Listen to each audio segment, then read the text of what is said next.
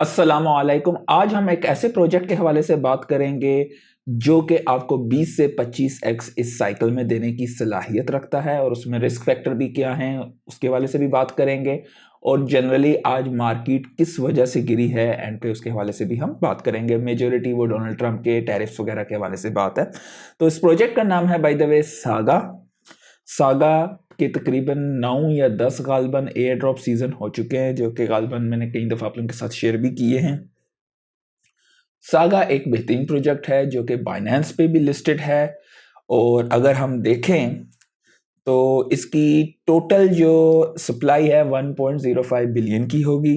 Circulating supply इस वक्त तकरीबन 10% है इसकी, और इसकी FDV यानी कि फुली डाइल्यूटेड वैल्यूएशन तकरीबन 1.11 बिलियन है।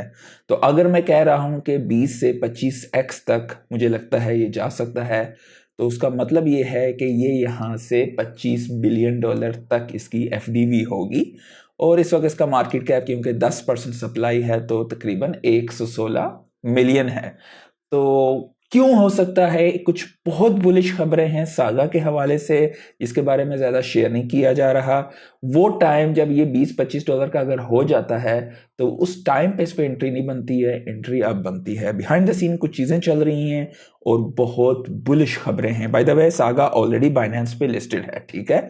ये एक बड़ा प्रोजेक्ट है और बाकी भी काफ़ी सारी एक्सचेंजेस पे आपको मिलेगा। तो सागा पे बेसिकली पिछले अरसे में नवंबर दिसंबर में क्रेज आया था AI एजेंट्स का। बहुत सारे दोस्तों ने उस अपॉर्चुनिटी को मिस कर दिया था, जिनमें टॉप पे वर्चुअल, फाटकॉइन, AIXVT और AI16Z, इस तरह के ये टॉप के प्रोजेक्ट्स थे। अब उसमें DeFi के भी AI एजेंट्स थे, AI के जो प्लेटफॉर्म्स थे, और मुख्तलिफ किस्म के बोर्ड्स थे AI के। सागा बेसिकली गेमिंग के लिहाज से हुआ था, और इसकी अपनी चेनलेट्स थी। चेनलेट्स यानी कि मुख्तलिफ लेयर 1 ब्लॉकचेन्स अपनी चेन्स वहां पे बना के इस्तेमाल कर सकती थी। तो सागा की पिछले अरसे में कुछ अरसा पहले पार्टनरशिप हुई है वर्चुअल्स के साथ, एलिजा लैब्स के साथ और AI16Z के साथ। ये सारे AI एजेंट्स के लिहाज से बातें हैं, और इनका अपना जो है DeFi का भी चैनल बनाने के लिहाज से इनका इरादा है। उसके अलावा लिक्विडिटी इंटीग्रेशन जो है बेसिकली लेयर LIL इसे ये लोग कहते हैं। इसका मेन चीज़ यही है कि मुख्तलिफ ब्लॉकचेन्स बनाएं जो कि आपस में इकोनॉमिकली इंटीग्रेटेड हों और वो AI एजेंट्स की ब्लॉकचेन्स हों। उसके अलावा सागा ने इंट्रोड्यूस किया है मीट्रोपोलिस। ये पहली फर्स्ट क्रॉस चेन प्रोटोकॉल होगा AI एजेंट्स का, यानी कि वो मैनेज करेंगे मुख्तलिफ किस्म की ब्लॉकचेन्स जो कि मुख्तलिफ AI एजेंट्स की होंगी, और वहां पे वो आपस में compete कर रहे होंगे, जिससे लिक्विडिटी होगी मार्केट में, ट्रेडिंग वो कर रहे होंगे मुख्तलिफ किस्म के अबाउट, और वो इसकी चेनलेट्स पे होंगे सागा की। तो उससे क्या होगा कि लिक्विडिटी आएगी और सागा को जो है एप्रिसिएशन मिलेगी, और हो सकता है कि सागा होल्डर्स को उनके एयर ड्रॉप्स भी मिले। अब यहां पर कुछ चीजें हैं जिनके बारे में समझना बहुत ज्यादा जरूरी है। First of all, banana zone अनकरीब है, ओल्ड सीजन बहुत करीब है जो कि स्टार्ट होने वाला है। तो ये सारी चीज़ें डेफिनेटली अभी इनकी आपस में काम चल रहा है, और ये सारी चीज़ें इनको बहुत जल्दी करनी पड़ेंगी बनाना जोन के दौरान, क्योंकि मार्केट का जब बुल साइकिल का इख्तिताम हो जाए तो उसके बाद इन चीज़ों का कोई फैक्टर मतलब आप फैक्टर इन नहीं कर सकते हो। आपने अगर इस टाइम पे एंट्री ली हुई है, इस वक्त गालबन सागा $1 के आसपास है, और अगर आपने इस टाइम पे इसकी एंट्री ली हुई है, और ये बना देते हैं कि इस तरह की अपना मेट्रोपोलिस भी इंट्रोड्यूस कर देते हैं, और AI एजेंट्स की इकोनॉमीज यानी कि उनके टोकन्स वगैरह, ट्रेडिंग बोर्ड्स वगैरह भी वहाँ पे आते हैं, तो इससे क्या होगा, एक इकोनॉमिक वैल्यू डेवलप होगी, सागा की डिमांड बढ़ेगी, और सागा होल्डर्स को हो सकता है एयर ड्रॉप्स। ये क्या सराही हैं एयर ड्रॉप्स के हवाले से, ये कभी भी 100% कंफर्म नहीं होता है। अब क्या होगा कि जैसे ही किसी भी प्रोजेक्ट पे या प्रोटोकॉल पे लेयर 1 पे जो है टोटल वैल्यू लॉक बढ़ती है, तो उसकी डिमांड बढ़ती है और उसकी वैल्यूएशन भी ऊपर होती है। इस वक्त सागा के सिर्फ 10% सप्लाई है, ठीक है। جو کہ لٹرلی اگر آپ کہیں تو سرکولیٹنگ سپلائی اچھی نہیں ہوتی ہے اگر آپ کسی پروٹوکول کو بہت لانگ ٹرم کے لیے لے رہے ہو. جنرلی اگر آپ ایک اچھے پروجیکٹ کو اٹھا رہے ہو تو اس کی سرکولیٹنگ سپلائی زیادہ ہونی چاہیے کیونکہ وہ ڈائلیوشن آپ کے گلے پڑتی ہے. لیکن سڈن ڈیمانڈ آتی ہے اور آپ کی لیکوڈیٹی بڑھتی ہے اس پہ, کیونکہ سرکولیٹڈ سپلائی کم ہے تو ٹوکن کی پرائس اوور انفلیٹ ہو سکتی ہے بل سائیکل میں. تو یہ اس کا جو ہے بل پوائنٹ ہے کہ $20 سے $25 یہ جا سکتا ہے اگر وہ چیز یہ لوگ ٹائملی مینر میں کرتے ہیں, یعنی کہ وہ سیزن سٹارٹ ہونے سے پہلے یا اس کے دوران یہ کرتے ہیں تو ایک دم مارکیٹ میں انفلو آئے گا. کیونکہ اے آئی ایجنٹس کا کریز جو ہے پچھلے عرصے میں لوگوں نے دیکھا ہے 7,000 8,000% لوگوں نے بنایا ہے ایک مہینے کے اندر. یہ چیز کوئی انہونی چیز نہیں ہے کیونکہ ٹوٹل مارکیٹ کیپس 116 ملین کا ہے, تو یہاں سے جو ہے 2.5 بلین یعنی کہ 25 بلین کی ایف ڈی وی کوئی بڑی چیز نہیں ہے اگر وہ چیز آ جاتی ہے.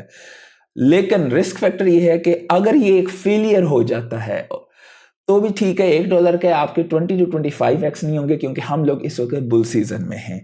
تو یہ ایک بہت ریئر اپرچونٹی ہے, اور by the way 20 to 25x میں بہت محتاط ہو کے آپ کو کہہ رہا ہوں, کیونکہ اگر اے آئی ایجنٹس کا کریز آتا ہے اور ساگا یہ چیز پروڈیوس کر دیتا ہے, یہ پروڈکٹ کو جو ہے مارکیٹ میں لانچ کر دیتا ہے, اور ڈیفینیٹلی ورچوئلز اور یہ بڑے نام ہیں ورچوئلز کا, AI16Z کا, ایلیزا لیبس کا, جن کے ساتھ ان کی جو ہے میٹروپولس وغیرہ یہ جو چین ہے ان کی چین لینٹ اس کو لانچ کرنے کے حوالے سے یہ لوگ کام کر رہے ہیں, اور ان قریب فرسٹ کوارٹر میں ان کی اگر کوئی نہ کوئی اپڈیٹ آ جاتی ہے اس کے لحاظ سے تو یہ ساگا کے لیے اٹس سیلف بہت بلش خبر ہوگی. اور by the way Binance square پہ آپ کو یہ ساری انفارمیشن بھی یہاں پر مل جاتی ہے.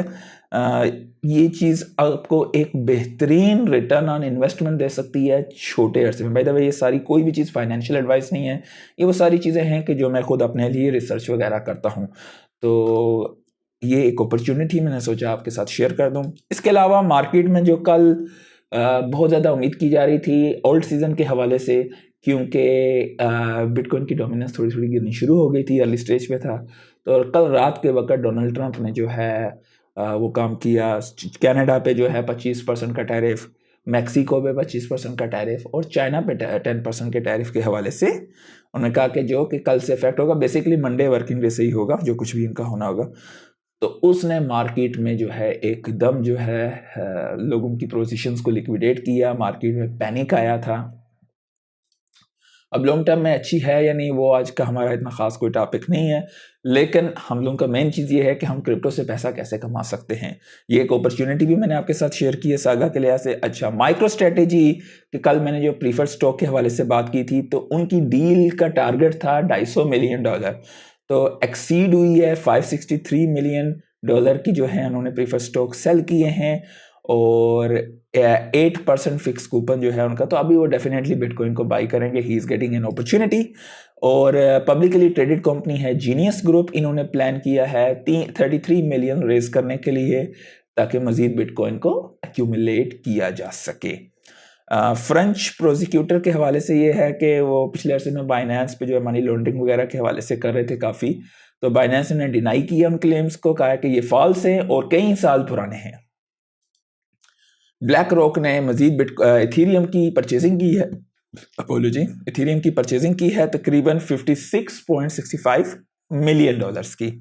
اور انڈیانا اسٹیٹس ریپریزنٹیٹیو جو ہے وہ پروپوز کر رہے ہیں بل کے ریٹائرمنٹ فنڈز جو ہے وہ انویسٹمنٹ کریں بٹ کوائن کے ETFs میں.